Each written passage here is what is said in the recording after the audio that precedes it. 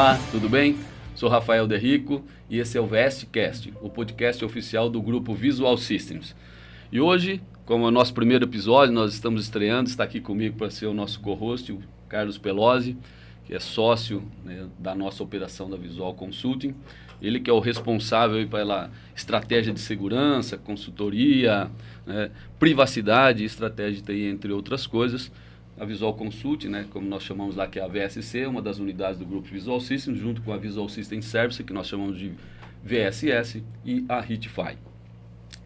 Hoje nós vamos começar o nosso VScast, como é o nosso primeiro episódio. Nós vamos falar de uns assuntos mais comentados, mais falados, na verdade, o que está em evidência no mundo de TI ou para as pessoas, né, no seu dia a dia, que é a segurança da informação.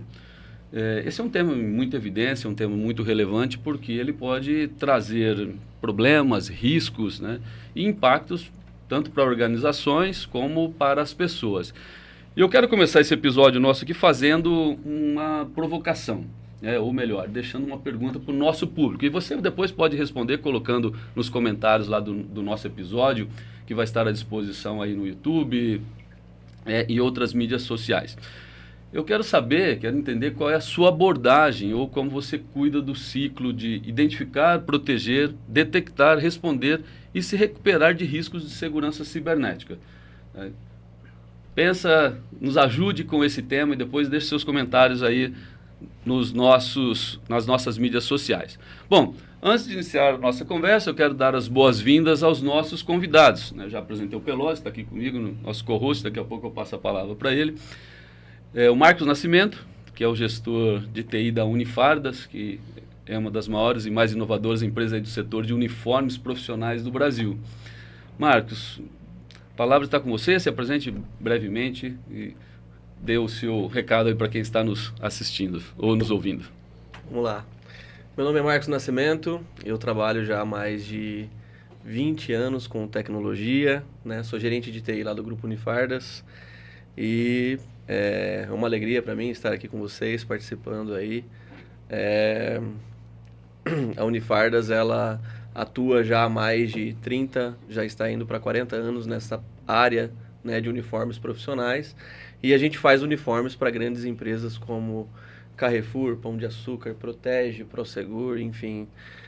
Muitas marcas que vocês convivem no dia a dia e somos nós que fazemos os uniformes desses caras aí. E eu vi que tem alguma coisa tático-militar também. Tático-militar, isso. A gente atende, na área de segurança, nós somos hoje a maior empresa de uniformes, né? Que é justamente, a gente atende Brinks, Protege, Proforte, Segurpro e outras grandes empresas do ramo aí.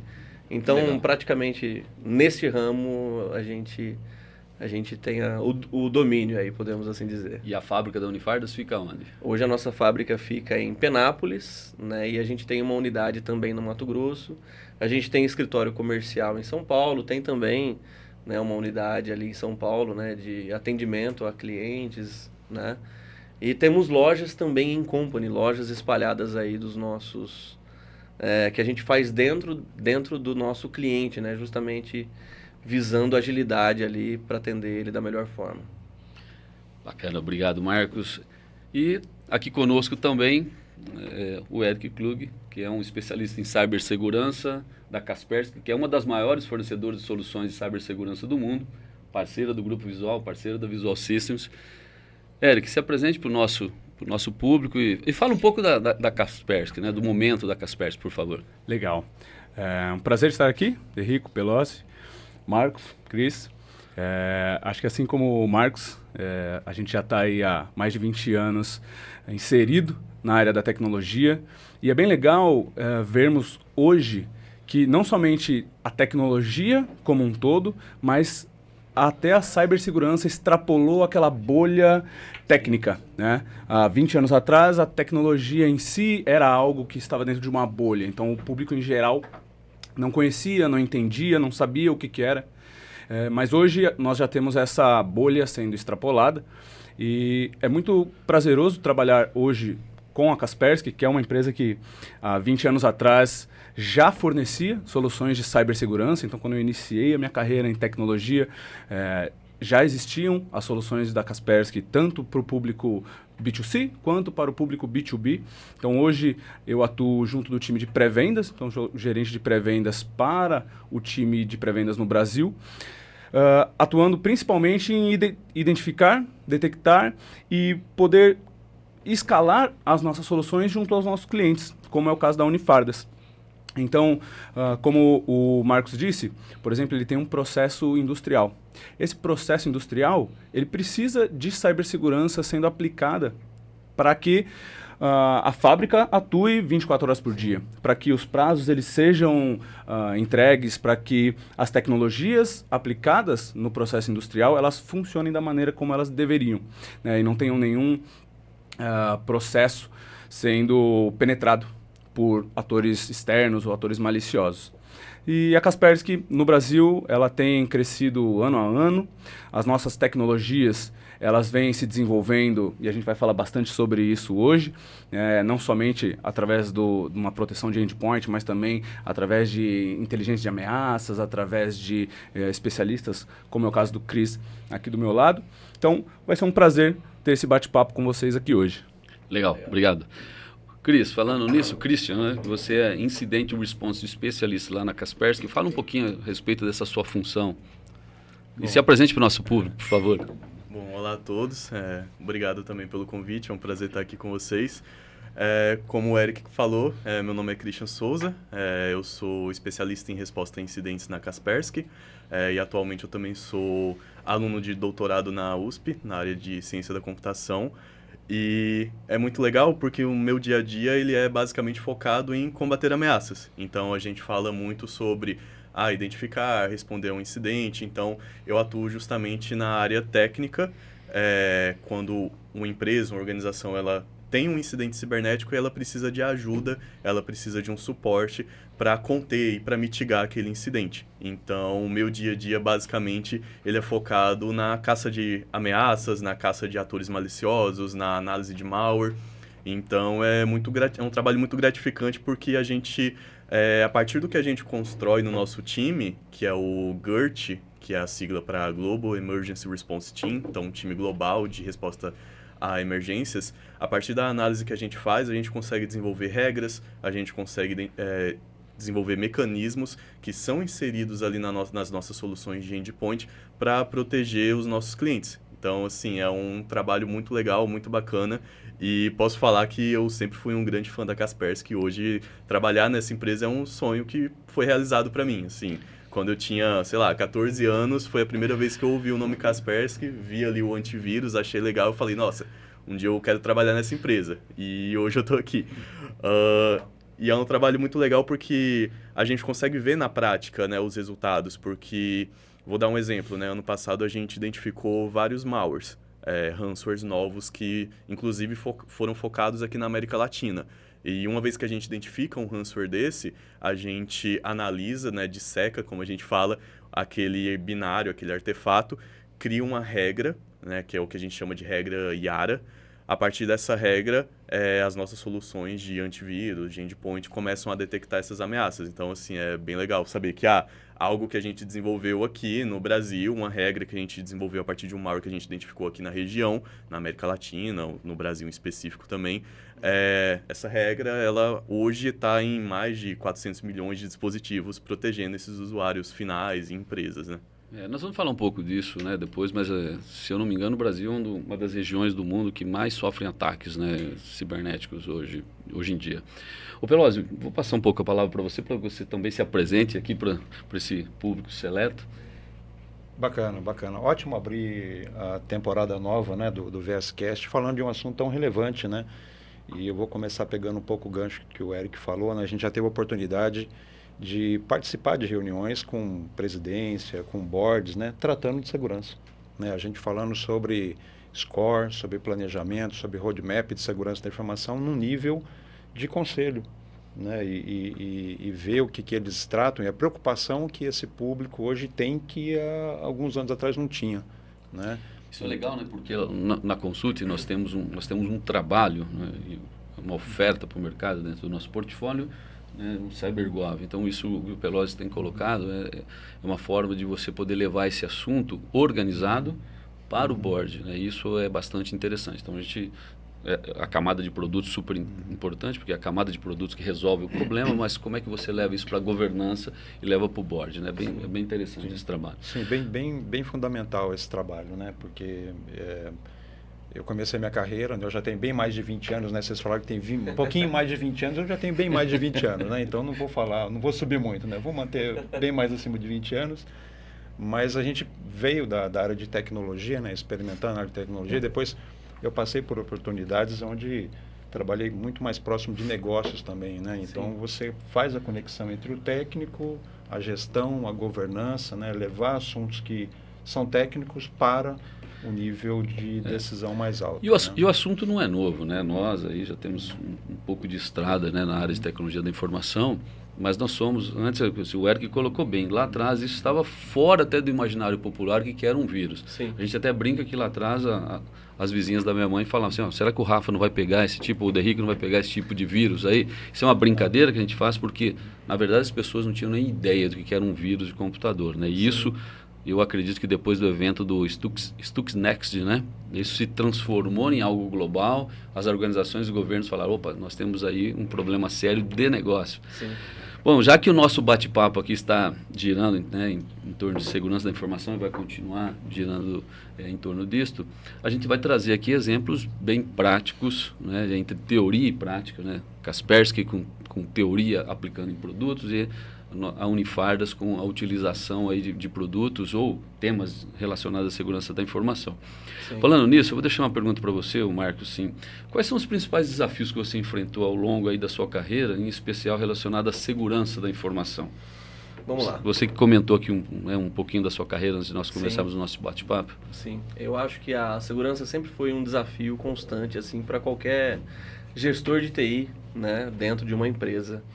E a gente tem que buscar as melhores práticas, né, e as medidas para trazer a melhor solução sempre para a empresa de uma forma que eu não traga uma oneração de gastos, né? Então eu não vou trazer sempre pensar naquele cenário ultra fechado e ultra protegido, né? Então assim, eu tenho que fazer um balanceamento e eu acho que nesse ponto a Kaspersky vem muito de medida, né? Porque ela consegue se encaixar aí dentro da nossa realidade.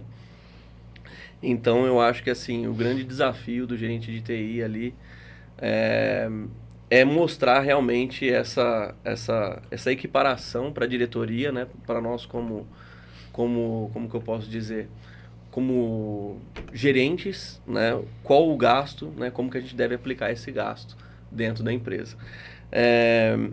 Eu acho que um ponto que a gente deve levar em consideração é que a gente tem dentro da nossa empresa um grande responsável pela informação, que é o usuário, que a gente nunca leva em conta isso, né? Ou melhor, as empresas não levavam em conta e agora vem considerando, né? O usuário, ele tem sido ali o grande responsável muitas vezes por clicar num arquivo, por clicar num vírus, né? O cara clicou ali no e-mail, né? Então cabe a nós como gerente de TI conscientizar, né? Então assim, respondendo a sua pergunta, eu acho que o grande desafio hoje de um gerente de TI, de uma empresa, é conscientizar o seu usuário ali de que, cara, ele tem que ter uma série de cuidados. Por mais que a gente tenha ferramentas de borda, firewalls, a gente tenha uma segurança, a gente tenha algumas contratações, cabe também a conscientização do usuário de que, cara, ele tem uma responsabilidade ali dentro da empresa e ele não pode clicar em qualquer coisa, né? Então, assim, eu acho que esse tem sido um desafio muito constante para a gente ali, nessa conscientização do usuário. Então, Eric, pegando essa abordagem que o Marcos colocou, eu gostaria que você pudesse explanar para o nosso público qual é a abordagem da Kaspersky em termos de portfólio, né, para a segurança das empresas e das pessoas. Legal. Muito interessante esse ponto, Marcos. Eu acredito profundamente que sem conscientização nós não conseguimos aplicar todas essas ações que a gestão busca desenvolver dentro do ambiente. Então, eu posso realizar uma reunião com o board, de forma estratégica, apresentar para o board qual a necessidade de implementar uma tecnologia, como uma tecnologia de detecção e resposta.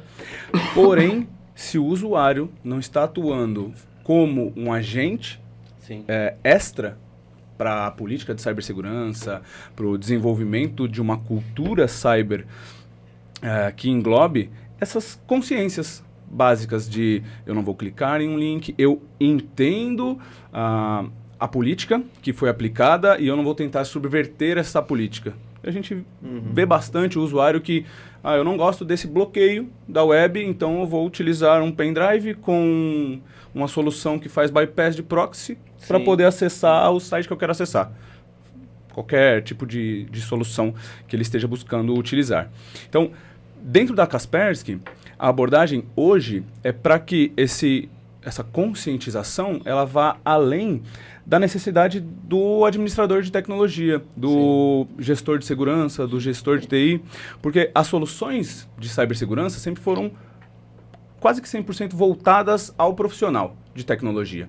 Porque é uma solução que depende de um sistema operacional de servidor, que tem um banco de dados atrelado, que tem políticas e regras. Então, são soluções para o profissional. Sim. Então, hoje, dentro do nosso portfólio, a gente expande além dessas capacidades técnicas e agrega soluções de conscientização para que, junto de uma política, de uma aplicação de proteção e de gestão, o usuário também possa receber informações, não aquelas pílulas que geralmente a gente manda em e-mail e o e-mail vai parar lá dentro de uma pasta, mas que haja um cronograma e que esse cronograma seja gerenciado pela plataforma, que eu consiga fazer testagem, que eu consiga fazer um assessment, que eu consiga, inclusive, dentro desse âmbito de conscientização, conscientizar os profissionais que estão atuando na plataforma de que eles possuem uma plataforma que oferece a utilização de Open Source Intelligence,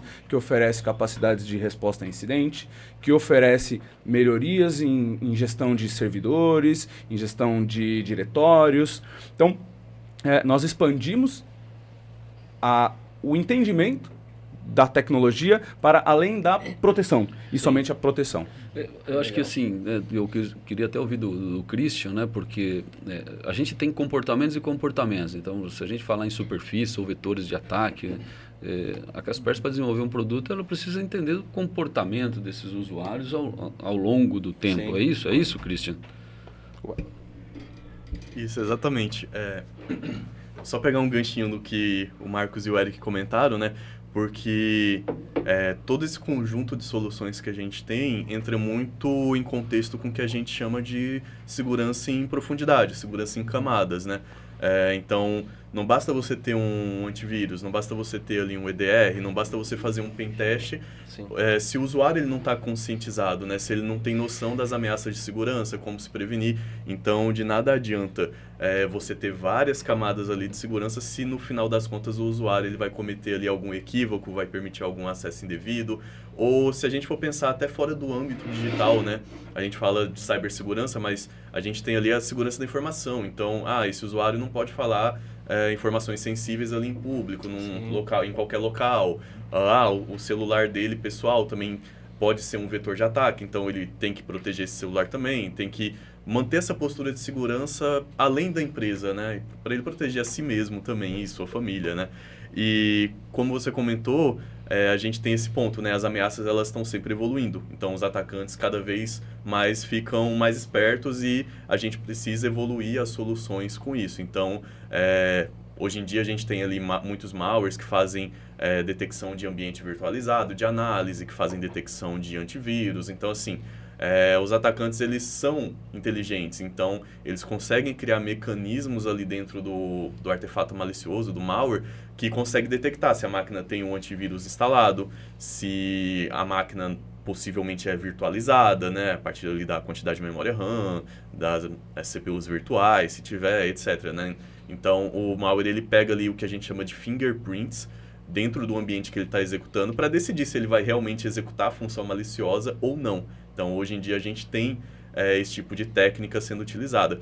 E a gente tem uma técnica que é ainda mais perigosa, que é o que a gente chama de a execução de binários Living Off the Land, que na sigla no inglês ali fica LOL, né? LOL.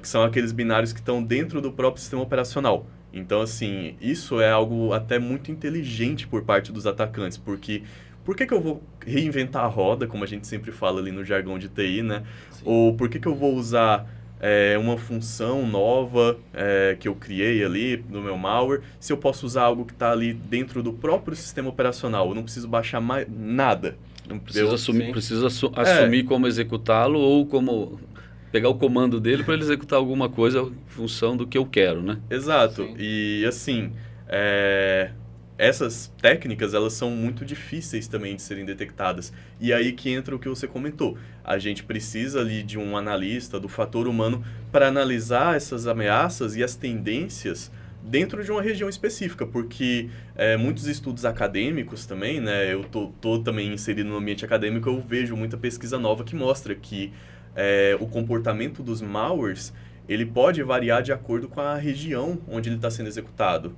Se ele está sendo executado numa máquina que tem a língua portuguesa ali como idioma padrão e está em UTC-3, o horário, né, Brasil, horário de Brasília. Então, ele pode adotar um certo comportamento. Já se ele estiver executando na Colômbia, ele vai adotar um outro. E os atacantes também criam variantes, né? Então, uma variante de um malware para um país, para uma região, uma para outro. E aí entra um ponto muito interessante que eu vejo que é um diferencial que a Kaspersky tem, é que a gente tem analistas basicamente em todos os continentes. Então, e assim, dentro dos continentes também a gente tem muitos analistas ali focados em um país específico. Por exemplo, é o caso do Brasil, que a gente tem uma equipe de resposta a incidentes, né, que é representada por mim, e a gente tem também analistas de malware, do Great, que analisam malwares focados na nossa região. Então, isso permite que a gente desenvolva estratégias mais eficazes para o Brasil e aumente a nossa acurácia de detecção. Ô Marcos, pensando aí, né, nesse contexto Brasil, né, e Unifardos obviamente localizado aqui, Sim. pensando em proteção e privacidade de dados, né, Sim. para os clientes da Unifardos, que atende vários segmentos, aí a gente falou aqui de transporte, construção civil, Sim. segurança, né? Como é que Sim. vocês pensam isso lá dentro, né? Privacidade e proteção de dados lá na Unifardos para os clientes, os dados dos clientes que estão com vocês? Sim, sim. Olha, hoje a gente segue todas as métricas e boas rotinas de LGPD, né? Nós temos toda a proteção nisso a Visual nos ajuda muito, né? A gente segue toda a proteção de borda, com firewalls de segurança, com EDRs, com endpoints, né? Então, assim, a gente visa realmente, a gente leva a sério, né, proteger os dados ali dos clientes em todas as suas camadas de informação, né? A gente tem levado muito a sério essas demandas e a gente tem investido em parcerias, em empresas que nos ajudam também com isso na parte de consultoria, como a própria Visual ali, para a gente trabalhar bem nesse sentido.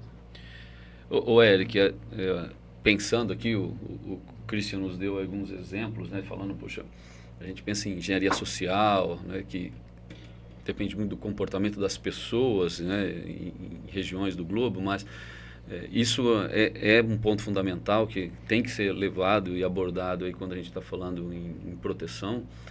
Mas como é que a Kaspersky está hoje desenvolvendo produtos, pensando na sofisticação dos scripts, né, da parte técnica, né, com o uso de inteligência artificial hoje, que isso, né, de certa forma, dá um poder muito grande para o outro lado, para essas pessoas ou essas organizações, que o público saiba, né? Não é só pessoas que fazem isso, são organizações muito bem organizadas, São. né? Que existe aí até, se vocês procurarem, tem aí pessoal que tem ransomware as a service, tá? Então, o cara desenvolve, um grupo ataca e outro grupo cobra, tá? O outro grupo entra para fazer a parte ali de cobrança. Então, é um negócio muito sério isso.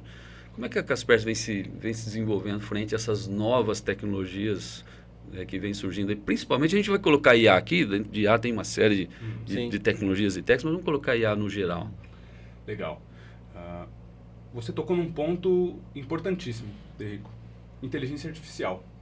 Quando a gente olha para a inteligência artificial aplicada à cibersegurança, e aí especificamente dentro das tecnologias da Kaspersky, nós já utilizamos algoritmos de machine learning, por exemplo, há mais de 12 anos. Desde 2008, 2009, já existem técnicas de machine learning aplicadas às nossas tecnologias.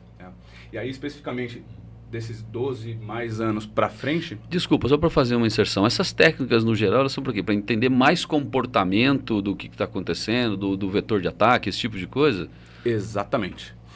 Por exemplo, quando a gente olha para tecnologias já bem estabelecidas de cibersegurança, a gente pode olhar para assinaturas, heurística, que heurística já é um pouco mais avançado do que trabalhar com assinaturas.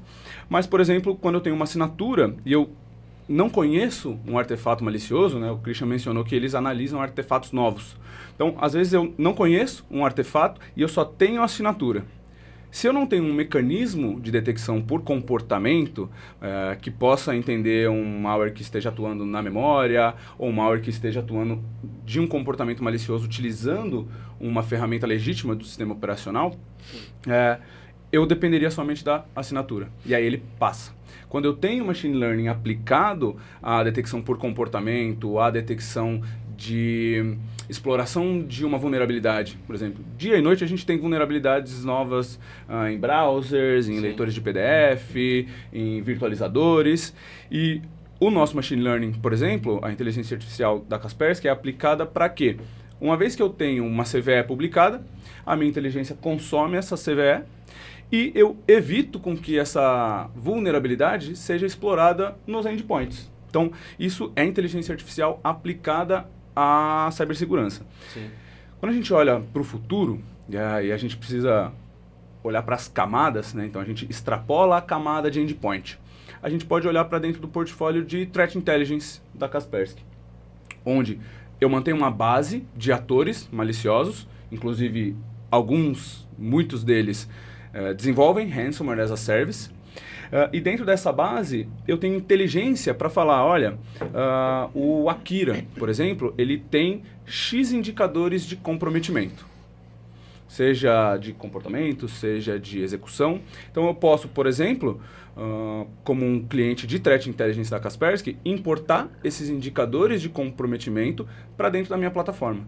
Seja ela minha plataforma de Cyber Threat Intelligence, seja ela minha plataforma de detecção e resposta, seja ela minha plataforma de CIEM, por exemplo, que permita com que eu agregue esses tipos de informação.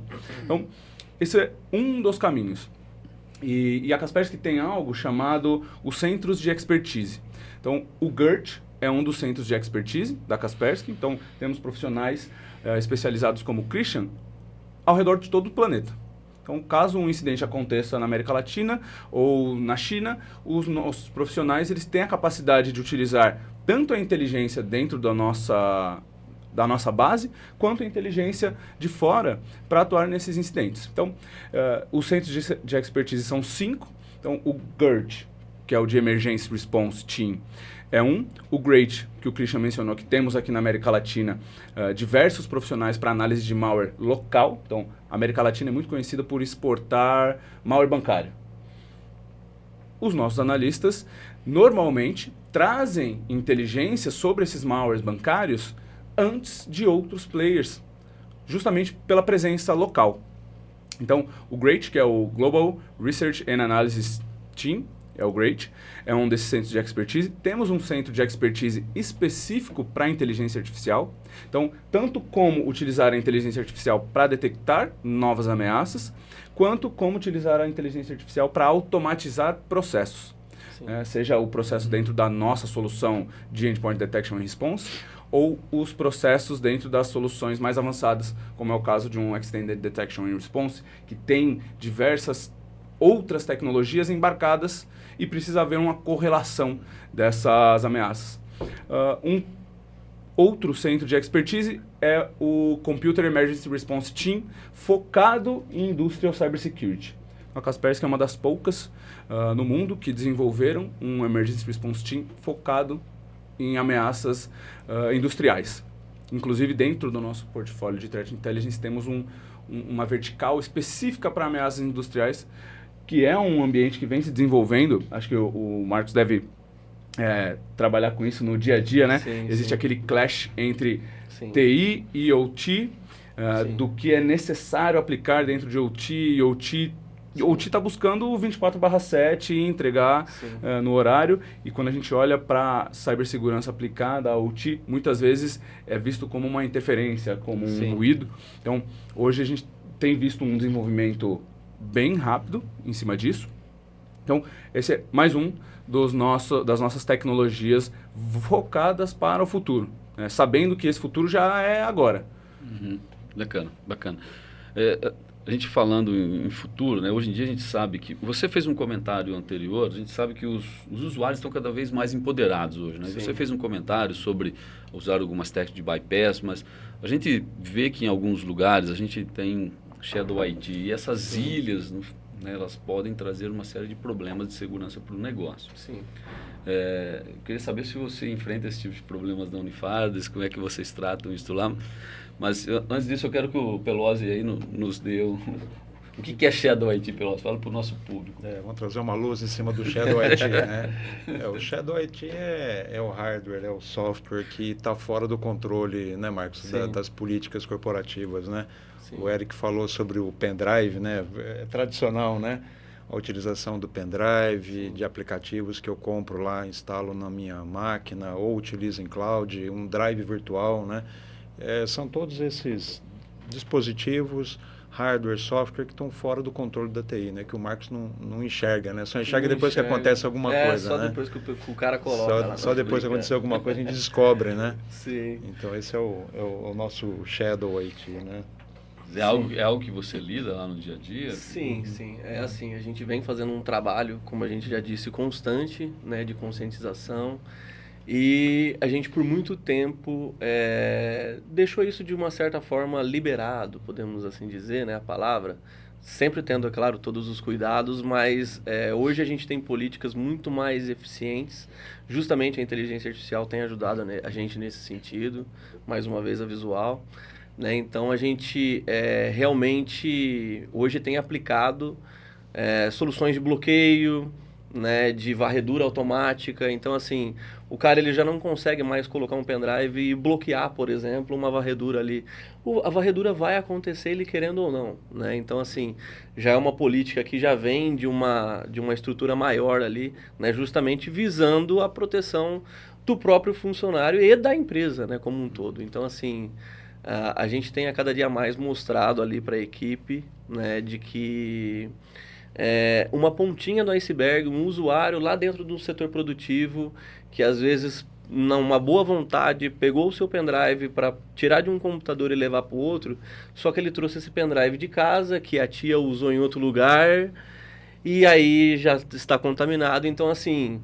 O usuário ele nem quis instalar um malware dentro da empresa, um phishing, enfim, um ataque ali, mas ele fez, né? Então, assim, é o nosso papel ali justamente bloquear tudo isso, né? Bloquear, a gente diz, assim, não de uma forma negativa, né? Então, assim, então a gente vai capar o usuário. Não, é realmente trazer outras soluções que agreguem, trazer uma forma dele trabalhar sem que ele traga uma ameaça, né, para a empresa ali de uma forma geral. Mas eu vejo também que um dos papéis dos heads de TI, dos líderes de TI dentro das empresas é também entender essas necessidades. Exatamente. Por que ali o colaborador, Sim. não gosto de ficar usando muito o termo usuário, né? Mas sim.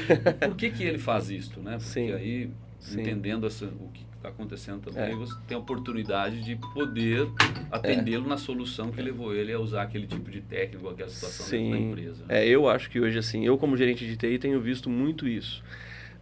A tecnologia, o setor de TI, vamos lá de uma forma geral, ele durante muitos anos, dentro das indústrias principalmente, ele foi um setor muito voltado a atender a empresa em suas necessidades, né, assim, mais básicas.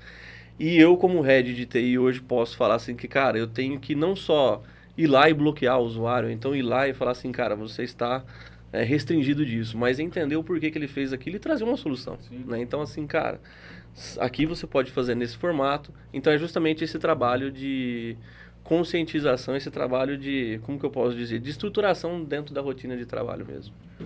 Ô, Cristian, você falou do seu grupo, eu não me lembro agora a sigla do grupo, né, que você trabalha, mas dê um exemplo específico, né, de como que vocês utilizaram o IA para resolver um problema que vocês detectaram aqui no Brasil. Bom, como o pessoal bem comentou, a IA hoje ela tem sido, é um divisor de águas, assim, vamos dizer, na parte de detecção. Porque se a gente pega, por exemplo, há 20 anos atrás, basicamente a maioria das soluções comerciais de endpoint, de antivírus, elas faziam detecção ali baseadas em assinaturas. Então, assim, ou então em alguma heurística ali mais primitiva, né? Hoje em dia a gente já avançou imensamente nessa questão. Como o Eric comentou, qual é o problema da abordagem ali por assinaturas?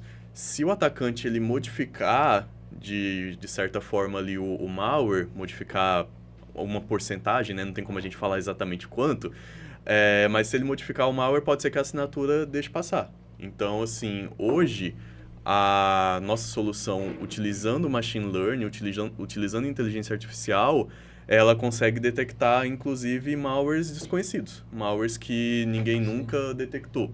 Então, vou dar um exemplo no ano passado. A gente descobriu um malware novo, um malware, assim, inédito. Ninguém tinha sequer mandado... Nós, seu time ou o time global da Kaspersky? Time. Seu time. Nosso time específico. A gente detectou um malware novo, focado na América Latina, que usava uma técnica bem interessante, que era um ransomware, né? Ele utilizava uma técnica bem interessante, que era usar o próprio BitLocker da máquina para bloquear o usuário. Então, assim, olha que inteligente, o que o atacante pensou, né? Por que eu vou desenvolver o meu malware aqui complexo, utilizar uma criptografia extremamente avançada, correr o risco de ser detectado, né? Se eu posso simplesmente criar um script básico aqui em VB-Script, inclusive. VB-Script? VB-Script. É uma técnica que os atacantes costumam usar mais do que parece. Eles pegam ali uma linguagem... Está presente, né, no Windows. Né? É uma linguagem ali um tanto quanto defasada, né? Então, eles costumam pegar, muitas vezes, essas linguagens menos utilizadas, Visual Script, Ruby, Go, linguagens ali não tão tradicionais assim, e criam malwares com ela. Mas, assim, vou focar nesse malware específico, né? A gente chamou ele de Shrink Locker. Ele utilizava o VB-Script e por meio do VB-Script ele chamava ali, alterava chaves de registro, fazia todo ali um esquema para criptografar a máquina do usuário usando o próprio BitLocker, ferramenta que já está nativa no sistema. Então, assim, se a gente não tem uma solução que usa inteligência artificial, poxa, como é que eu vou detectar algo que está aparentemente fazendo coisas ali que são normais, sim, né? Sim. Então, assim, tanto é que quando a gente detectou esse malware, a única solução de antivírus que estava com uma catalogação para ele, né, que estava detectando, era a nossa. E a partir da análise que a gente fez mais aprofundada nesse malware, a gente criou uma regra também. Hoje, muitos players já estão reconhecendo ele também graças à nossa publicação. Então, assim, mas na época foi algo surreal, assim. Só a gente viu ali que tinha um hash no VirusTotal, né, que é uma solução que o pessoal usa para fazer compartilhamento de ameaças, e estava lá, só Kaspersky estava detectando, né? E a gente estava detectando justamente pela inteligência artificial, pelo nosso módulo ali de Machine Learning. Legal, legal. E aí, Pelosi, acho que a gente vê a importância do hardening, né, nessa situação, né? De você trabalhar o hardening aí buscando quais são as coisas elementares que estão nos sistemas operacionais e que você pode bloquear e enfim, diminuir a superfície e os vetores de ataque aí nessas situações, né? Inclusive, assim, a gente publicou um artigo sobre esse malware e algumas recomendações ali são medidas básicas de segurança que você tem, né? Você habilita o BitLocker, pega essa chave e salva no lugar seguro, evita, né, que usuários comuns consigam alterar chaves de registro, fazer alterações críticas no sistema. Então, assim, se a gente parar para pensar, são medidas ali básicas que já poderiam ter evitado ali o ataque. Sim. Legal. Assim, a gente olha muito para esse cenário, né, e fala, poxa, talvez alguma coisa poderia ter sido evitada se a gente tivesse feito um trabalho antes, igual você colocou, algumas medidas que são mais elementares.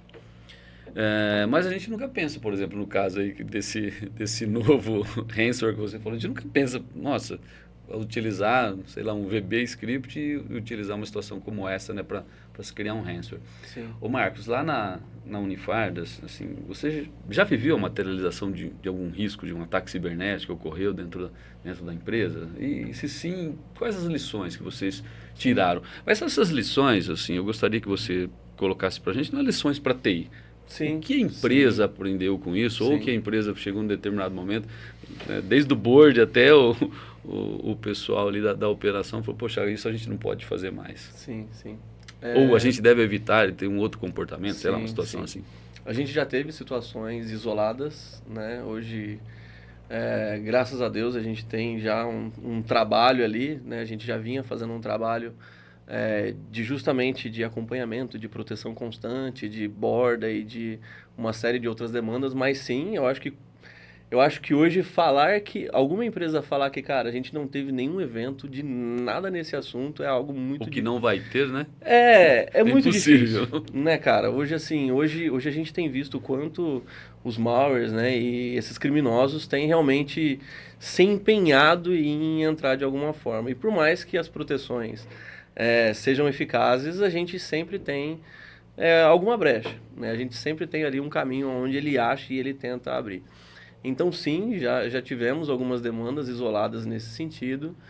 E a gente aprendeu, cara, a justamente, como eu falo mais uma vez, na conscientização como um todo, assim, da diretoria. Eu acho que, assim, a empresa, o time de gestão, né, hoje olha para a TI, olha para a segurança da informação de uma outra forma como olhava, por exemplo, há 5 anos atrás. Então, assim, eu acho que, cara, dos últimos 5 anos para cá, a gente teve uma transformação gigantesca, não só dentro da Unifardas, né, que é onde eu posso falar, mas do mundo, assim, de cara. Isso sempre era algo assim como que eu posso dizer, do time de TI. Cara, não, vocês ali respondem a informação, né, vocês ali respondem pelo processo de segurança. E hoje não, hoje você vê a diretoria, você vê o time de gestão, você vê uma equipe, assim, vindo realmente consultar o time de tecnologia e, cara... como que isso tem afetado a empresa, como que eu posso ajudar, né? Justamente porque o negócio tomou uma proporção muito grande. Foi igual o Pelosi comentou anteriormente, né? O board discutindo isso, Exatamente, isso. E isso é muito legal, né? Hoje a gente tem o board discutindo ali sobre esse trabalho de segurança dentro da empresa. Então, a gente já teve, mas a gente... buscou soluções, trabalhou ali de forma isolada, fechamos o cerco, podemos assim dizer, né? E a gente tem contado aí com a parceria de empresas como Kaspersky para nos ajudar ali a bloquear, né, todas as métricas possíveis para que haja uma invasão. E como é que você vê a relevância, né? Você citou Kaspersky, vê a relevância, né, de parceiros qualificados, né? Como o Visual System, Kaspersky, em situações como esta? Cara, hoje eu acho assim, não posso nem mensurar, mas assim, cara, é essencial, né, a gente participar. Por exemplo, eu hoje lá, a gente tem um time, e eu acho que essa é a realidade de muitas indústrias do mercado hoje. Eu não tenho um time gigantesco de tecnologia, então eu não tenho como que eu posso dizer, várias pessoas específicas dentro de segurança da informação e várias pessoas específicas dentro de sistema. Eu acho que grandes empresas, ou a maioria das empresas, vivem um cenário como eu vivo, que é ali um time de TI que vai abordando dentro de vários pontos dentro da empresa, e aí precisa de um time de consultoria externo, como é o caso da Unifardas hoje, que tem a Visual System ali, e aí sim esses caras têm todo o know-how, têm todo o preparo e nos ajudam ali constantemente trazendo as melhores soluções, né? Então, assim, cara, eu vejo como é essencial a empresa ter um time, né, ajudando ali, apoiando a equipe de TI. Isso é legal porque assim, o time do Pelosi lida com a instalação, configuração, o nosso time técnico lá lida com isso. O Pelosi queria fazer uma pergunta para o Eric e para o Christian sobre esse processo, né, Pelosi? Sim. Falando um pouco das ferramentas, né, e de como a gente evoluiu, né, porque a gente que tem mais de 20 anos em tecnologia, a gente pegou alguns produtos no passado, e eu vou usar nomes aqui que a gente usava muito, antivírus e firewall, que tinha uma certa complexidade no funcionamento, mas uma certa simplicidade de visualização para o usuário. Sim. Então, muitas vezes você ia fazer uma configuração de firewall ou de antivírus, e você era no Next, estava instalado e protegido, né, com uma série de funcionalidades. E a gente vê que hoje a tecnologia trouxe muita sofisticação na ponta, conseguiu abstrair, né, muita complexidade, não deixar isso na mão do usuário. Sim. Mas a gente vê que tem, os produtos hoje, eles possuem uma gama maior de opções para você ir lá e mexer, né? Ou seja, tem mais botãozinho para você ir lá e configurar e escolher exatamente o que você quer, até em função da característica dos atacantes que o Christian estava comentando, né, da sofisticação. Né? Então, a minha pergunta para vocês, olhando o portfólio, os produtos hoje da Kaspersky, é como que vocês veem essa evolução desse antivírus, né, do passado, né, que era bem mais objetivo para o usuário, até as ferramentas mais sofisticadas que vocês possuem hoje, com esse aumento de uma necessidade de gestão e configuração em cima das plataformas novas, né? Sim. Legal. Muito interessante a sua questão, Pelosi. Principalmente por quê? Porque nós temos visto que o usuário, o usuário como um todo, né? Desde o usuário lá na ponta do B2C, como eu, pessoa física, aqui no meu celular, ele tem a necessidade dessa simplicidade ainda. Aquela simplicidade de 20 anos atrás, onde eu instalava o antivírus e ele tocava sozinho no meu dispositivo, ela ainda existe por conta do usuário. E o Marcos tocou num ponto muito interessante. Às vezes o nosso time de tecnologia é enxuto e a solução ficou muito complexa, como você muito bem colocou. E, por exemplo, eu tenho uma solução de B2C, né, que ela engloba muito das tecnologias que estão nas nossas soluções mais avançadas.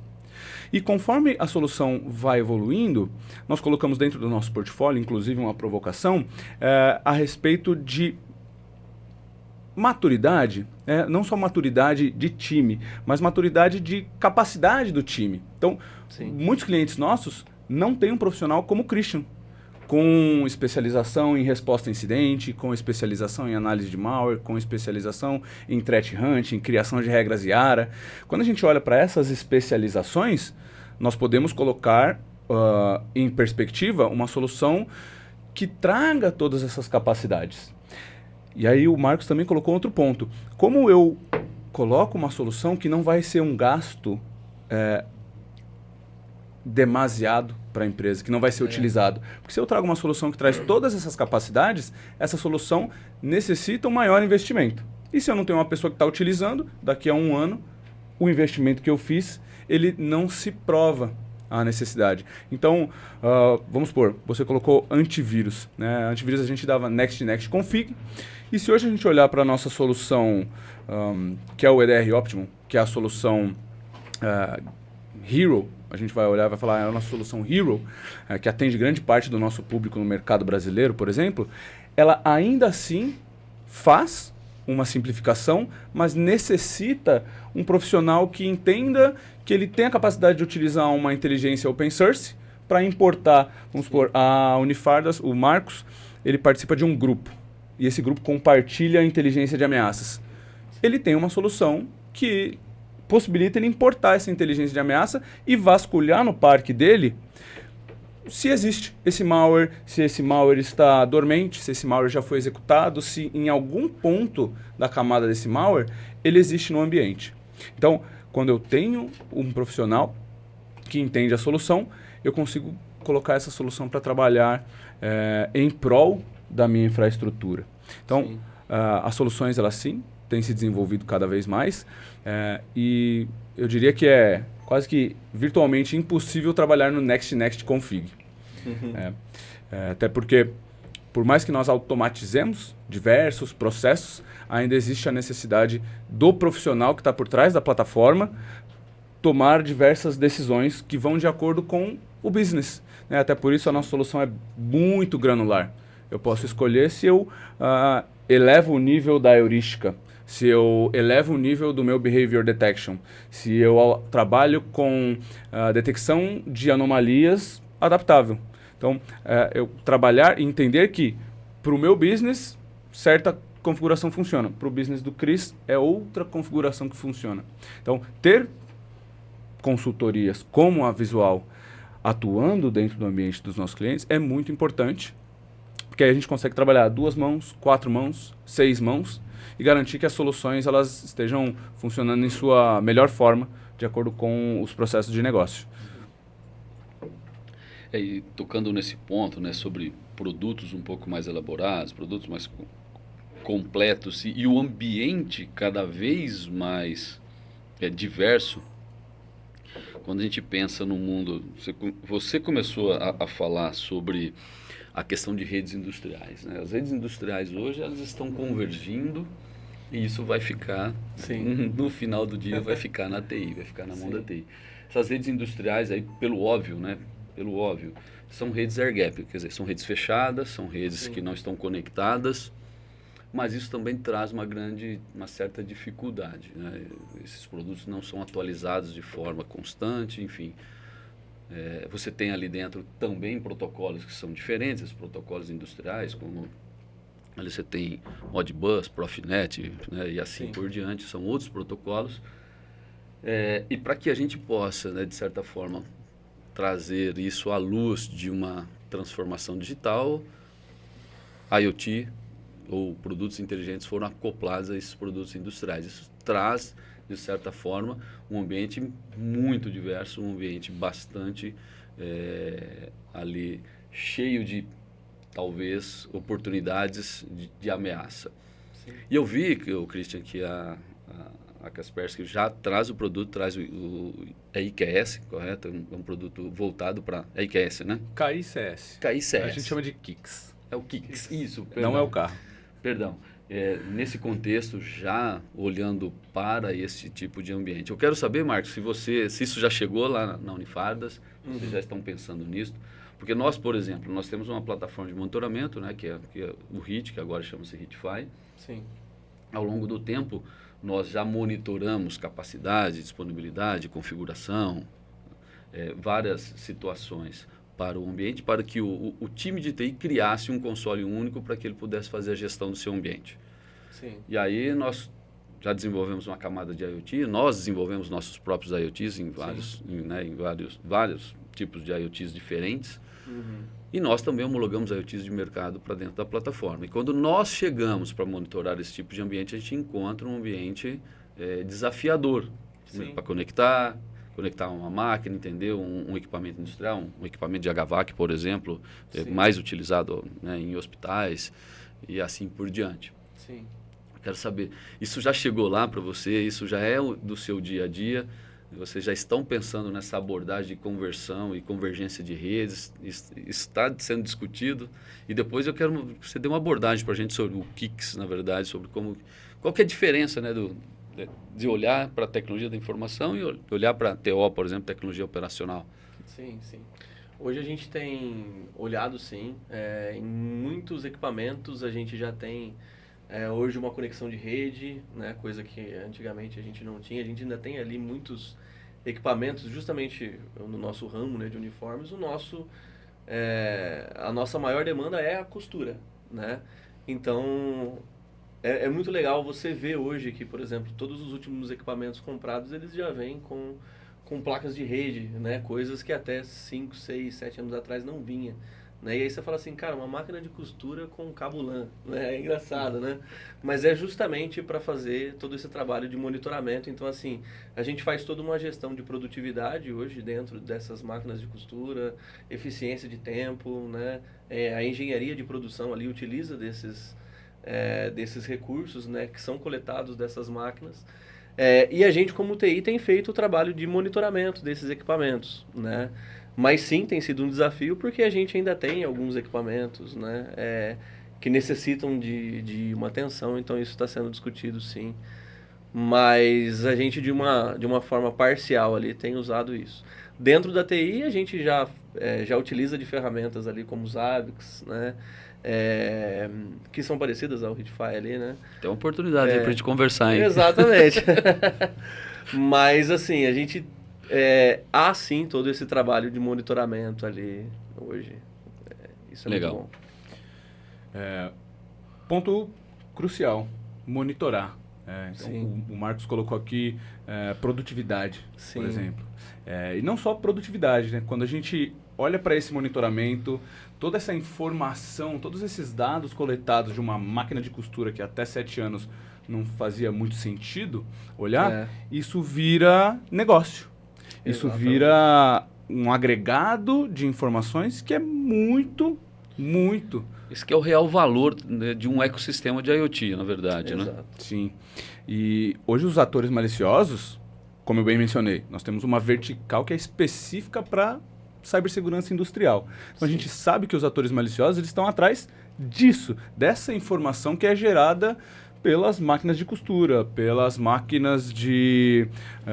pelos linha de produção em linha de geral. produção, sensores de motores. Sim, Então a gente tem sim. dispositivos IoT hoje, muitas vezes a máquina em si não tem uma camada de tecnologia, mas eu posso plugar um sensor na borda que ele vai identificar quantas rotações por minuto tem essa máquina e essa E aí informação... esse sensor pode ter uma vulnerabilidade ali. Né? Na grande maioria das vezes, o que a gente enxerga é, eu coloquei um sensor, esse sensor tem uma conexão Wi-Fi, eu conecto ele numa Wi-Fi, um switch qualquer, dentro do meu ambiente industrial, e ele está mandando a informação para uma máquina centralizada. Esse ambiente, normalmente, ele não está protegido. Essa conexão entre o sensor e a máquina que recebe essa informação, ela não está protegida.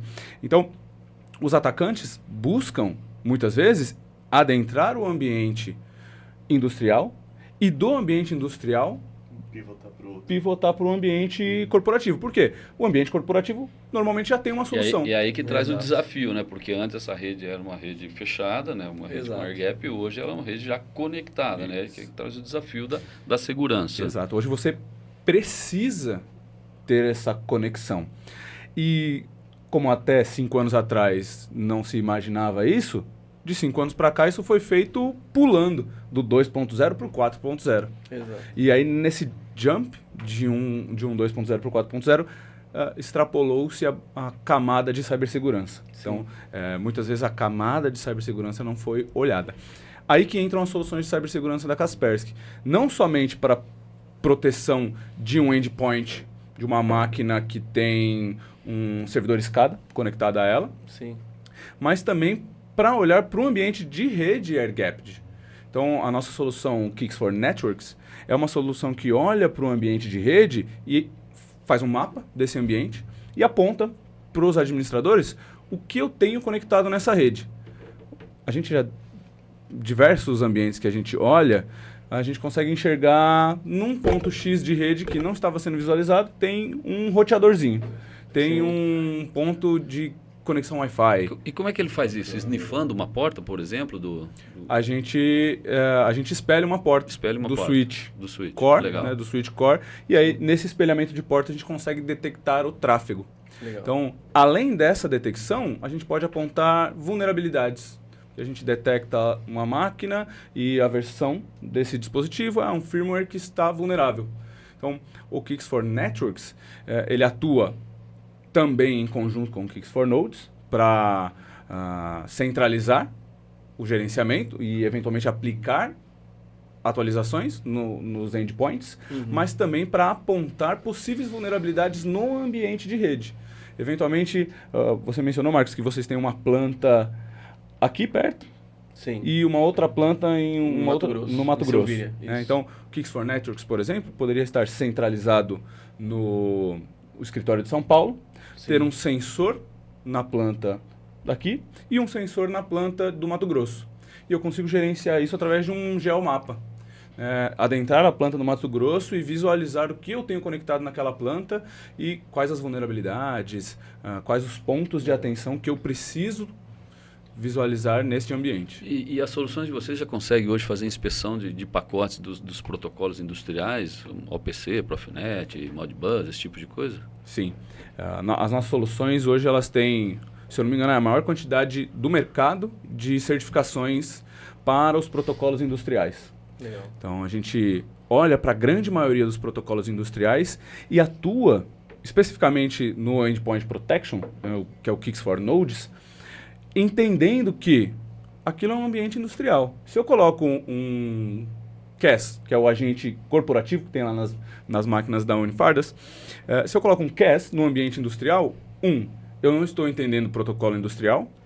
2, eu posso onerar o processamento dessa máquina, que muitas vezes é uma máquina legada, utiliza um sistema operacional legado. Por quê? Porque ela está conectada numa controladora que, se não tiver um sistema operacional X versão, ele não funciona. Ou o fabricante não suporta. Sim. Então, entendendo esse ambiente, essa solução foi desenvolvida especificamente. E que os níveis de atualização desses sistemas operacionais não é o que ocorre dentro de tecnologia da informação normalmente, né? Sim. Normalmente obsoletos. Obsoletos. Né? Obsoletos. Sempre. E aí que entram diversos módulos que nós temos na solução corporativa, como, por exemplo, Exploit Prevention. Eu coloco meu KICS for Nodes numa máquina que roda um Windows XP.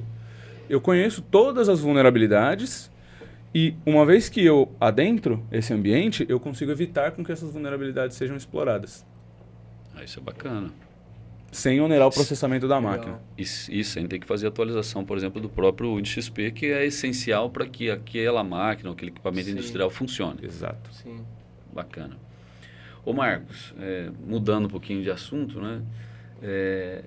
Você tem um roadmap aí para implantar, que seja relevante, né?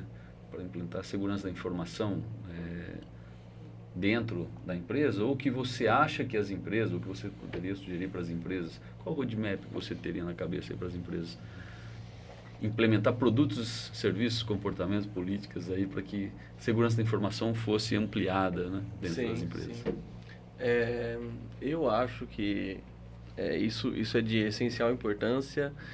Um roadmap que eu colocaria é justamente a gente trabalhar com as proteções de borda, né, as proteções para os computadores do usuário, fazer essas proteções de rede, como o KICS, por exemplo. Eu acho que são caminhos essenciais para que a gente consiga gerir a empresa, gerir os processos ali de uma forma mais eficaz. Então, eu acho que o processo de máquina, por exemplo, hoje a gente está numa rotina, né, onde o usuário ele pode trabalhar de casa. Então, por mais que ele seja um ambiente industrial, ele também vai trabalhar de casa. E aí ele trabalhando de casa, ele quer assistir um vídeo, quer assistir alguma coisa. Então, assim, cabe a nós, como gerente de TI também, olhar essas soluções, né, e fazer com que, onde quer que ele esteja protegido. Então, eu colocaria como roadmaps justamente essas proteções dentro da rede industrial da empresa, monitorando, né, utilizando um KICS ali, e também fazendo toda a proteção da máquina do usuário ali, e dos celulares e dispositivos, porque a gente acha que hoje a rede é só computador, servidor, e não é mais só isso, né? O cara tem um celular de várias marcas, de N marcas, então tablets, né? E cabe a nós proteger. Você tocou num ponto interessante, né? Porque hoje, com um trabalho home ou híbrido, Sim. Em alguns casos, o colaborador acaba utilizando um device dele. Sim. Para poder fazer acesso à rede. Sim. E isso, de certa forma, pode trazer ali um certo risco, né? É. Ou pode ser um risco, na verdade, dependendo de como que... Hoje a gente, para nós... Essa conexão de segurança é feita com... Vou colocar com a central lá da empresa, né? ou com o escritório central da empresa, né? Sim. Hoje a gente, por muito tempo, fazia uma série... A gente tinha uma série de rotinas e métricas ali para quando o cara... o computador quisesse ser ingressado dentro da nossa rede. Hoje a gente, justamente visando a segurança, a gente tem alguns dispositivos lá na empresa, né, parados ali, reserva, esperando ali o usuário. Então, eu sei que existem, né, rotinas ali e que a gente pode utilizar para que ele use o seu próprio computador, mas a gente, justamente visando a segurança, a gente Hoje tem computadores ali parados e a gente disponibiliza, manda, fala, cara, você vai usar um equipamento da empresa. Justamente de tão a sério que a gente leva a proteção à segurança. É igual isso aqui, né? O pessoal, você tem um MacBook, não precisa colocar antivírus, Exato, seguro. Mac não precisa de antivírus. Não, instala aqui, o Kaspersky está aqui, está instalado aqui, Muito bom. vamos ajudar. Sim. Bacana. Uma questão para o Eric e para o Christian falar um pouquinho sobre o universo da Kaspersky, né? Aonde que a Kaspersky hoje está colocando um pouco de atenção que os concorrentes ou os outros players de mercado não estão olhando e a Kaspersky está colocando foco? Tem alguma área, algum ponto específico que vocês podem comentar sobre uma dedicação da Kaspersky que os outros não estão olhando ou que os outros não acham relevante, mas a Kaspersky está colocando ficha aí? Começa aí, Cris. Bom, eu começaria principalmente com essa questão da gente ter os especialistas ali dedicados a determinadas regiões e entender como os atores de ameaça estão atuando nessas regiões em específico, né? Como a gente comentou mais cedo, por exemplo, o Brasil ele é muito bom, os hackers brasileiros são muito bons em exportar malware. Então, hoje a gente tem variantes de malware que foram criadas no Brasil que estão rodando em outros países, na Europa, enfim. Então, assim, quando esse malware ele é exportado para outro país, né, os atores de ameaça começam a adotar técnicas diferentes. Então, é importante você ter esses analistas atuando ali localmente, entendendo como eles estão agindo naqueles locais para evitar que pessoas sejam vítimas, né, empresas tenham danos ali. Outro ponto também, né, essa questão de redes industriais. A gente foi um dos primeiros players ali a focar nesse segmento de produção industrial. Porque, assim, qual que é a maior dificuldade que a gente tem hoje quando a gente fala de OT e IoT, né? A gente tem dispositivos que, normalmente, eles vão ter uma baixa capacidade de processamento. Eles são computacionalmente mais simples. Eles não têm atualizações muitas vezes você compra ali o dispositivo e ele vem com aquele software ali, o fabricante não fornece atualizações, ou quando fornece você muitas vezes não tem um profissional ali que vai ser qualificado para manusear, né, operar aquele aparelho ali para fazer uma atualização. Então esses são pontos de muita dificuldade que a gente tem ali quando a gente fala de IoT, né, baixo poder de processamento, dificuldade de atualizações, e você ter soluções como o Kix, atuando ali a nível de rede, então isso você tem uma vantagem, porque você consegue ver como aquele equipamento está se comportando no nível da rede, sem precisar necessariamente ter um agente ali naquele device, e você consegue detectar anomalias, né, comportamentos ali que não são tradicionais para aquele tipo de dispositivo. Fora a questão de você fazer, né, o Deep Package Inspection, que é o que a gente chama, né, analisar o pacote ali em busca de padrões maliciosos, né? Então, esses são pontos que eu gosto de destacar sempre, né? Porque é algo que a gente realmente está muito na frente em relação ao mercado. Muito bom, muito bom. Eu acredito que esses pontos são dos principais dentro do nosso, não somente portfólio, mas do nosso grupo como um todo. Sendo uma empresa global que atua no globo inteiro. Acho que o Fábio Assolini, que é o nosso diretor para análise de malware, sempre traz o seguinte cenário. Quando eu tenho um analista na China que detectou uma ameaça hoje na China e criou um relatório, e criou uma regra, e criou um entendimento, trouxe para dentro do nosso portfólio de Threat Intelligence e também para dentro das nossas tecnologias, hoje mesmo nós já estamos protegidos de algo que pode chegar no Brasil somente daqui a semanas, meses. Por quê? Porque são campanhas que eventualmente vão chegar aqui. Assim como os malwares que nós criamos aqui, levam um tempo. Acho que na Europa eles sofreram do grandoreiro um tempo depois do que aconteceu no Brasil, né? Então, esse exemplo ele é muito factível de quanta diferença isso faz para os nossos clientes como um todo. E aí eu queria colocar duas tecnologias que, para a nossa região hoje, elas são estratégicas. Uma é a nossa tecnologia de CIEM, a gente conhece ela como Kuma.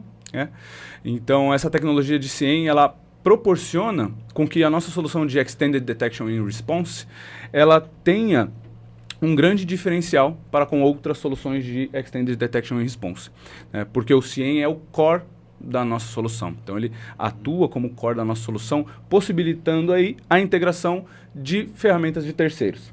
Um firewall de terceiro, um AD, uma outra solução de detecção e resposta, por exemplo, temos a capacidade de integrar ela dentro da nossa solução de CIEM e, eventualmente, ela proporciona as capacidades de Extended Detection and Response para os nossos clientes.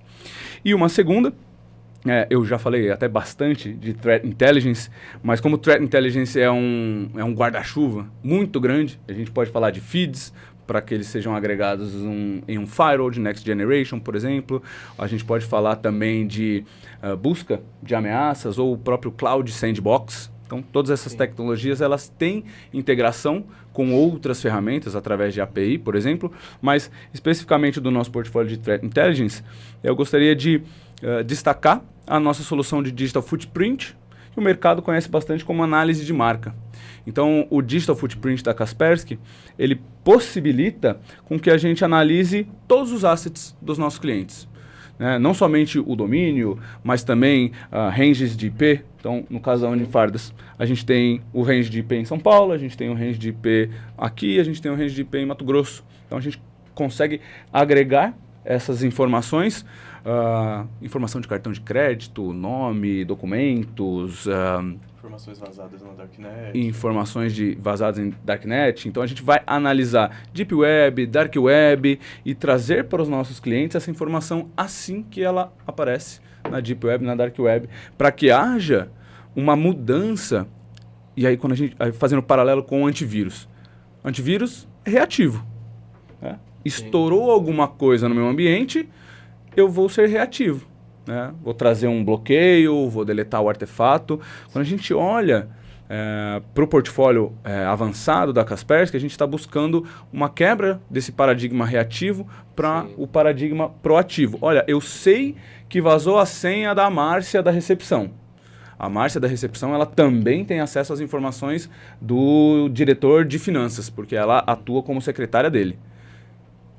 Qualquer ator malicioso que comprar essa senha ou que tiver acesso a essa senha vai buscar adentrar, por exemplo, eu descobri que a Unifardas tem um ambiente industrial. Então, eles buscam diversos caminhos para utilizar essa informação. Então, quando eu sei disso de forma antecipada, eu posso hardenizar o meu ambiente a fim de evitar esse tipo de exposição. Então, essa quebra de paradigma do reativo para o proativo é onde as soluções avançadas da Kaspersky adentram o mercado. E aí, especificamente, falando de um paradigma, hoje em dia a gente tem uma camada de desenvolvimento em alta, principalmente aqui no Brasil. Né? Então, DevOps é um dos vetores nos quais a Kaspersky olha e entende que existe a necessidade de cibersegurança. Por quê? O que a gente vê aí como vulnerabilidades e brechas em aplicações é devido a uma falta de sanitização, muitas vezes de código ou do próprio desenvolvimento foi acelerado. Então, o DevOps está trabalhando naquele ciclo, né? Precisa entregar uma atualização dessa aplicação. E, eventualmente, passa uma vulnerabilidade, passa um código que já é sabido que esse código pode ser explorado. Então, hoje, dentro do nosso portfólio como estratégico também, existem as soluções no que a gente chama de Cloud Workload Security. Então, Kaspersky Cloud Workload Security, ela olha justamente para esse ambiente de containerização, Kubernetes, DevOps, para que haja o SEC aí ser inserido dentro de DevOps, virando aí um DevSecOps. DevSec, legal. Bacana, muito bom, muito bom. E essa robustez toda dos produtos e da abrangência Kaspersky, a gente viu que a adoção das sanções geopolíticas por conta da guerra da Rússia com a Ucrânia impactou não só produtos e serviços e atletas e esportistas, né? E todo mundo que tinha algum tipo de relacionamento com a Rússia foi muito impactado, né? E a Kaspersky também foi impactada com isso, né? Mesmo que a Kaspersky possa não ter todo o relacionamento e tal, mas caiu nesse bolo, né?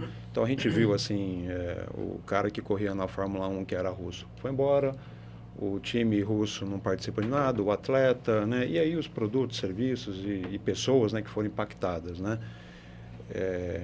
Nesses últimos anos, né? E a Kaspersky veio nesse bolo também. A gente chegou a conversar com algumas pessoas e conversa com algumas pessoas que eles falam, não, mas a Kaspersky é relacionamento, né, tem esse problema geopolítico, não é nada a ver com a questão técnica, mas uma questão geopolítica, né? Sim. E a gente vê com agora o Trump assumindo a presidência dos Estados Unidos, a gente começa a ver um pouco essa mudança de discurso dele, né? Ele está tentando colocar pano quente, se reaproximar, talvez as sanções vão diminuir, né? Chegou alguma coisa para vocês dentro da Kaspersky nesse sentido? Que eu acho que é importante a gente tocar nesse assunto, porque Sim. traz um pouco de clareza, né, sobre o futuro que a gente está escutando, né? E uma redução desse efeito geopolítico em cima de produtos que são tecnicamente estado da arte, né? Então eu queria escutar um pouquinho de vocês, o que vocês têm escutado do lado de vocês com relação a isso. Muito bom. Quer adicionar alguma coisa, Marcos? Eu só ia adicionar que isso realmente foi um assunto discutido dentro de empresas, assim, então eu concordo com a questão, porque esse cenário foi realmente discutido, assim, cara, pô, agora aquele produto que a gente confia, ele tá ali dentro desse cenário, né, tá dentro da Rússia oficialmente ali, né, como que a gente vai lidar com isso? Muito bom. Mais uma vez, obrigado por uma ótima questão. Como eu diria que a gente tem abordado esse cenário? A Kaspersky sendo uma empresa global, né, uma corporação global que possui times globais, que possui profissionais especializados em cada um dos 4 cantos do planeta, ela tem buscado olhar para diversos cenários, né? Então, dentro do cenário de tratamento de dados, falar especificamente sobre uma das preocupações com relação a todo esse problema geopolítico. A Kaspersky já possuía, até antes da primeira posse do Trump, por exemplo, que quando foi, acho que a primeira sanção foi dentro do primeiro mandado do Trump. Então a Kaspersky já possuía o que a gente chama de Iniciativa Global de Transparência. Dentro da Kaspersky isso é GTI, chamado de Global Transparency Initiative, que visava mudar todo o processamento de dados para a Suíça, aderindo aí às melhores leis de proteção de dados que existem no globo. O segundo ponto é transferir também parte do desenvolvimento para a Europa. A Kaspersky, sendo uma empresa global, também, a partir desse centro de processamento na Suíça, desenvolveu os centros de processamentos locais. Então, hoje, por exemplo, os clientes Kaspersky que utilizam a nossa nuvem, que é a Kaspersky Security Center Cloud Console, eles estão dentro de um ambiente no Brasil. Então, eles utilizam a nossa console do Brasil, onde o processamento de dados é realizado aqui e, eventualmente, transferido para a Suíça. Quando a gente olha a nível de negócios, outra questão que apareceu bastante e agora com essas sanções? A Kaspersky vai sair do Brasil? A Kaspersky vai deixar o globo todo? A gente respondeu desenvolvendo cada vez mais as regiões em foco. Então, por conta da sanção, não tem como a gente desenvolver em Estados Unidos, por exemplo. Porém, Canadá, México, Brasil, América Latina como um todo, hoje estão unificados sobre a gestão de uma pessoa, que é o Claudio Martinelli. Então, hoje o Claudio Martinelli olha do Canadá até o sul da Argentina como uma região só, que tem uma necessidade específica, mas cada um dos países tem uma necessidade distinta. Então, a necessidade do Brasil é uma, a necessidade da Argentina é outra. Então, ter uma pessoa que faz a gestão dessa região e consegue transferir para o board essa necessidade, amplia drasticamente a forma como a gente atua e desenvolve para essa região. Por exemplo, as nossas soluções em nuvem. Elas foram desenvolvidas principalmente porque a região das Américas tinha essa necessidade, que não é uma necessidade que você encontra na China, por exemplo, no leste europeu. Essa necessidade de carregar tudo para a nuvem não é tão exigente.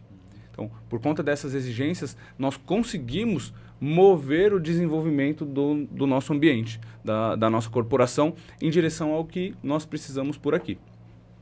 E, no mais, acho que isso não impacta no caso, as tecnologias. Como você mencionou, pelo State of the Art, os nossos desenvolvedores eles continuam a desenvolver cada vez mais e melhores tecnologias para detecção e para correlação, para aumentar as nossas capacidades.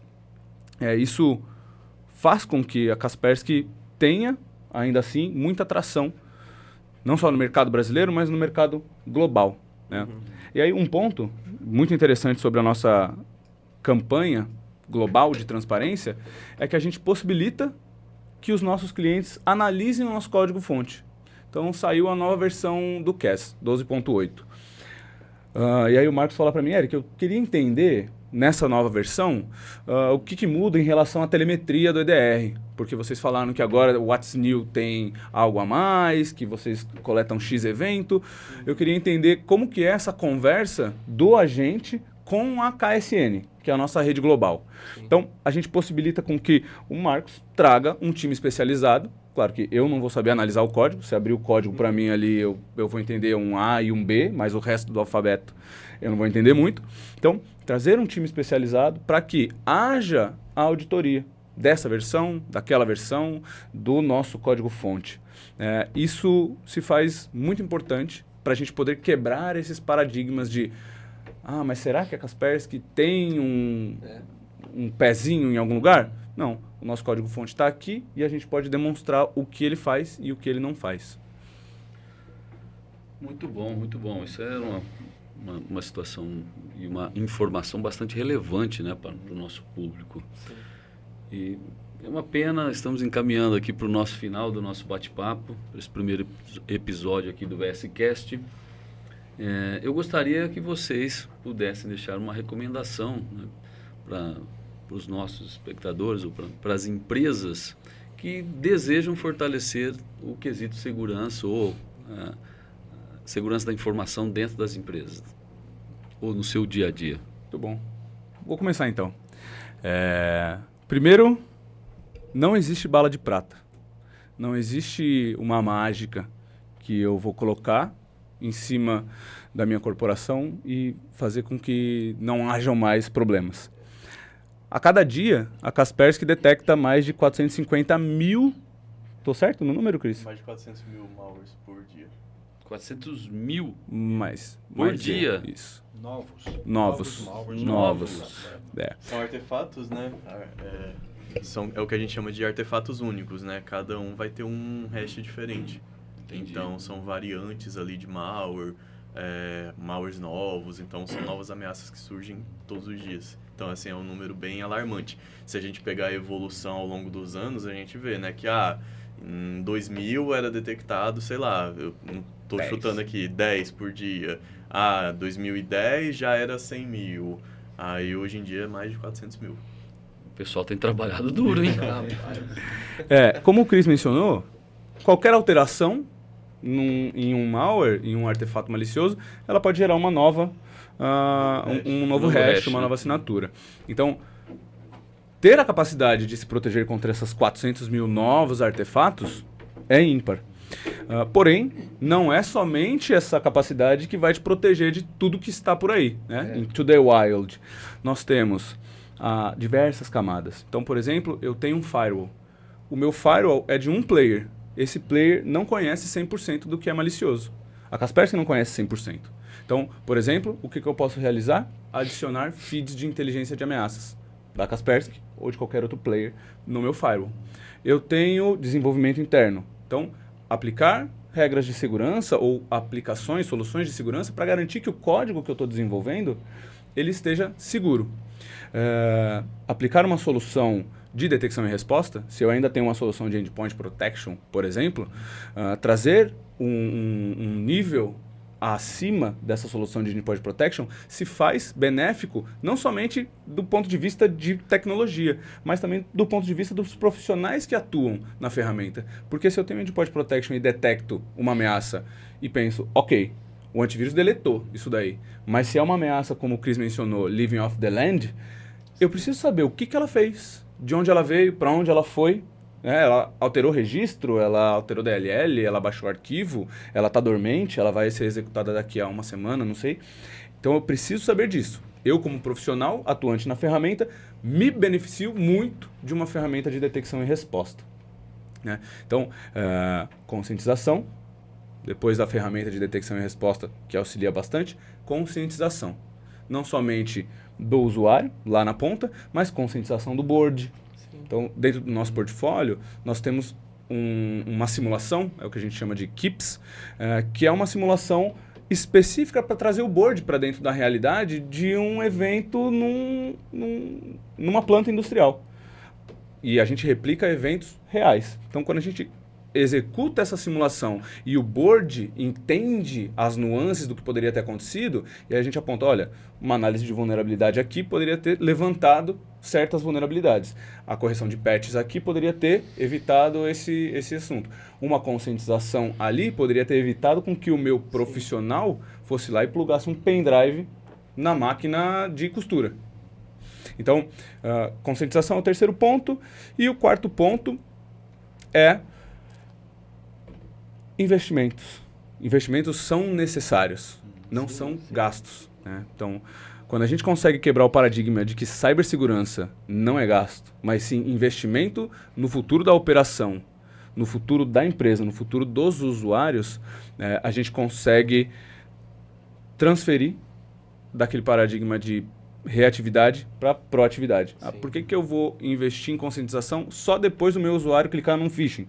Exato. Porque eu não invisto em conscientização, lanço uma campanha de teste de phishing, aponto que o Christian, o Marcos e o Carlos são vulneráveis, e aí eu tenho um panorama, um ponto de onde eu parti. Então, seria basicamente isso. Marcos, Cris? Eu acho que o que você falou é totalmente fundamental. Eu, mais uma vez, falo sobre, eu acho que a conscientização, né, não só do usuário final, como do board também, seria um ponto crucial aí que eu coloco para as empresas. Outro ponto que eu coloco é justamente o que eu já falei, é a gente ter uma equipe de TI interna ou um time de consultoria, como no meu caso, né, a Visual Systems ali, me ajudando a tomar as melhores decisões dentro do meu parque ali de equipamentos e rotinas para que eu esteja protegido da melhor forma. Né? Então, eu colocaria esses pontos aí como principais para a gente. Bom, eu acho que quando a gente fala de segurança, né, a gente tem... Eu gosto de colocar que a gente tem 3 pontos principais, né, que é tratar ali de pessoas, de processos e a tecnologia. É algo bem crítico, né? Então, quando a gente fala de pessoas, né, eu preciso ter processo de conscientização, preciso que meus usuários estejam cientes dos riscos cibernéticos, como se proteger e proteger a organização, né? Quando a gente fala de processos, é necessário que as empresas tenham políticas de segurança bem definidas e que os usuários, os colaboradores, né, eles sejam informados dessas políticas, porque não adianta nada eu ter aquilo lá escrito e a pessoa só saber que existe depois que acontecer algum problema e outra pessoa vai lá e fala para ela, mas você não conhece a política? Sim. Então, assim, é necessário que os colaboradores estejam informados dessas políticas. E tratando de tecnologia, né, que é a minha especialidade, a gente precisa ter uma cadeia, né, de processos ali de segurança que vão desde o desenvolvimento até o ambiente de produção, né? Isso sem falar nas outras políticas que devem envolver ali os colaboradores, os desenvolvedores, etc, né? Então, se a gente pegar assim, o meu time de desenvolvimento, ele precisa saber segurança de aplicações. Eu não posso deixar que um desenvolvedor ele faça com que um código vulnerável seja inserido ali em ambiente de produção. Que aquele código ali pode estar vulnerável a uma CVE, e um atacante pode explorar aquilo lá para ganhar um acesso, injetar um malware, etc. Então, a segurança, se tratando de tecnologia, ela começa desde a etapa de desenvolvimento. E aí a gente vai ali para a etapa de teste, de software. E quando aquele produto está em produção, eu preciso ter o ambiente também hardenizado. Então, preciso adotar medidas ali de hardening do sistema operacional, do próprio hardware, né, que vai ser executada aquela aplicação, fechar portas não utilizadas, deixar os softwares sempre atualizados, ter uma boa ferramenta de endpoint protection, né? Então, aí a gente entra também ali na customização dessa ferramenta, Porque algo que a gente comentou mais cedo, né? Muitas vezes eu tenho um ambiente ali que eu tenho máquinas mais legadas, com hardware mais defasado. Então, eu preciso fazer o tuning ali da minha ferramenta de Endpoint Detection, né? Porque a segurança ela tem um custo, não só financeiro, mas a gente fala de custo computacional também. Sim. Quando eu coloco um antivírus, quando eu coloco qualquer ferramenta ali de segurança, ela vai causar ali um delay, né, na minha aplicação, quando eu vou executar um software, etc, né? Beleza, que são milissegundos, né, ali que a gente tem normalmente. Mas quando a gente pensa que um sistema operacional, ele está muitas vezes mexendo com arquivos, criando arquivos ali, centenas de arquivos, muitas vezes o tempo todo, esse delay de milissegundos pode ser ali um problema. Então, aí que vem a questão do tuning, né? Eu vou configurar minha ferramenta para ter um certo nível ali de, como a gente usava muito nos sistemas BSDs, né? De paranoia, né? Vamos dizer assim, o meu nível de paranoia ali vai ser mais alto, mais baixo, a sensibilidade dela, né? Vai ser maior ou menor. Então, é importante entender a tecnologia para que a gente possa adotar a melhor ferramenta para o nosso cenário e customizá-la de acordo com as nossas necessidades também.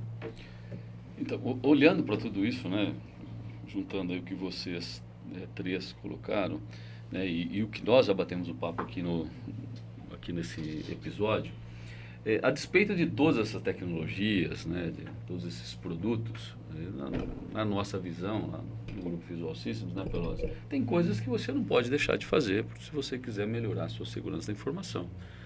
Você vai precisar ter um SOC, um NOC bem estruturado, você vai ter que ter processos ali, igual o Christian colocou, pessoas capacitadas, né, um time ali de especialistas ou de pessoas que entendam o que está fazendo. Especificamente, o Pelosi tem especialidade com o time dele em políticas, né, Pelosi? Tratar comportamentos, como engenharia social, esse tipo de coisa não tem como a gente fugir do nosso dia a dia, né? Sim. Então, lidar com pessoas que estão inseridas dentro desse contexto. Igual o Marcos, ele vem citando muito aqui, desde que nós começamos o bate-papo, né, que tem que inserir as pessoas no contexto, elas precisam saber o que está acontecendo e realmente capacitá-las e deixá-las cientes do grande problema ou situação que pode ocorrer se ela, de certa forma, tiver um comportamento ali que leve ela ou o equipamento dela a ser um vetor, né, e possa infectar e trazer problemas para a TI no geral, né? Sim. É uma visão sistêmica, né? Resumindo um pouco o que vocês comentaram, o Rafael também comentou, essa preocupação com a visão sistêmica, né? E não deixar de fazer aquilo que a gente precisa fazer, que talvez não vai mudar em curto prazo, né? Ou no médio prazo, ou até no longo prazo, né? Então, às vezes eu percebo que as pessoas, né, Rafael, ficam muito... elas querem muita novidade, né? Não, me conta uma novidade, eu quero essa novidade, né? A novidade é ótima. Ávidas pela nova tecnologia ou pelo novo produto, né? Pelo consumo do novo, essencialmente, né? Mas o consumo do novo é uma parte, que é fundamental, é essencial, mas não descuidar da análise um pouco mais profunda que a gente precisa fazer sobre algumas questões de segurança da informação, né? Então, você fez uma política, escreva a política, documente, comunique e implemente, né? A abordagem sistêmica, sim. Você colocou uma nova ferramenta, quanto que isso vai ter de investimento, que risco ela está mitigando, quem que vai tomar conta dela, qual que é o roadmap dela, quem que vai tomar conta desse roadmap, dessas novas funcionalidades, né?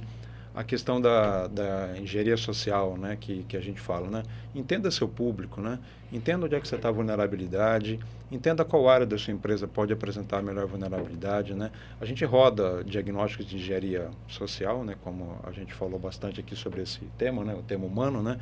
E a gente ainda vê 2, 3, 5, 8% de aderência em cima de diagnóstico de engenharia social. Né? Quer dizer que você tem lá 10, 20, 30 caras que estão ainda lá clicando, colocando senha, né? Que vão parar na dark web, né? Ou vão causar uma invasão, né? Então, entenda esse público, né? Entenda onde é que você tem que colocar ferramentas, né? Qual público eu vou colocar qual ferramenta, né? Pode ser que um público não precise daquele no primeiro momento, pode ser que precise, né? Então, a nossa abordagem tem sido muito pensar sistemicamente, né? Pense sistêmico, né? Aborde vários itens, né? Não deixe nenhum elo muito fraco, né? Porque um elo muito fraco vai comprometer a sua cadeia, né? Cadeia tão então, forte, a preocupação para você fraco, que está né? escutando aqui, né? Pense sistemicamente, né? E várias dessas, combine, né? Essas tecnologias todas, não deixe de fazer aquilo que é o o feijão com arroz, né? Faço feijão com arroz bem feitinho, né? Legal, pessoal. Senhores, foi um extremo prazer tê-los aqui. Esse bate-papo foi riquíssimo, né, com bastante insights aí sobre segurança da informação no geral. Mas antes de nós terminarmos, onde que o nosso público pode encontrá-los aí nas redes sociais? Onde vocês estão? No LinkedIn, Instagram, como é que é? Poderia compartilhar com a gente, cada um de vocês? Boa. Para me encontrar nas redes sociais, basta acessar o LinkedIn e encontrar por Eric Klug. Estou lá no LinkedIn. Fique à vontade para mandar mensagem, tirar dúvidas. Eu acredito que quanto mais nós fomentamos essa conversa,